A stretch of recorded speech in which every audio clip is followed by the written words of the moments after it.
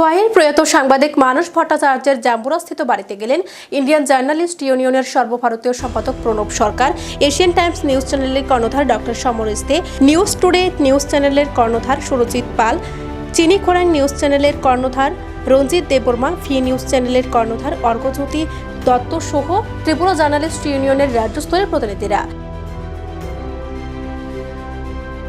তারা প্রয়াত সাংবাদিকের পরিবারের প্রতি গভীর সমবেদনা জ্ঞাপন করেন। প্রয়াত সাংবাদিকের পরিবারের পক্ষ থেকে জানানো হয়, এই সংসারে সেই একমাত্র উপার্জনশীল ছিল। তার অবর্তমানে কিভাবে সংসার চলবে তা নিয়ে ব্যাপক দুশ্চিন্তা রয়েছে পরিবারটি। প্রণব সরকার জানান, মানস ভট্টাচার্যের পরিবারকে কিভাবে রক্ষা করতে হবে সেই বিষয়ে তিনি যথাসাধ্য চেষ্টা করবেন। প্রয়াত সাংবাদিকদের শ্রদ্ধানুষ্ঠানের জন্য এই প্রতিনিধি দলটি আর্থিকভাবে কিছুটা সাহায্যের হাত বাড়িয়ে দেন। এরপর প্রতিনিধি দলটি স্থানীয় বিজেপি নেতৃত্ব তথা বিজেপি খোয়াই মণ্ডল সভাপতি সুব্রত এবং পুর পরিষদের চেয়ারপারসন দেবাশিস নাথ শর্মার সঙ্গে কথা বলেন প্রয়াত সাংবাদিকদের পরিবারটিকে বাঁচিয়ে রাখার জন্য প্রয়োজনীয় পদক্ষেপ গ্রহণ করতে। সাংবাদিকরা আমরা মানুষের বাড়িতে এসেছিলাম। তো সবাই জানেন যে মানুষ প্রয়াত হয়েছেন এই রোগাক্রান্ত হয়ে।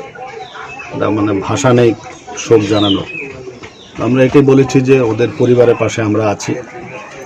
অতীত এরকম অনেক সাংবাদিককে আমরা হারিয়েছি, আমরা ওদের পাশে আজকের দিনও আছি, খোঁজখবর রাখি। আমরা কিছু একটা সাহায্য করা যায় কি না এটা আমরা দেখছি, আমরা চেষ্টা করব, আমাদের তরফ থেকে যতটুকু চেষ্টা করা যায় করব।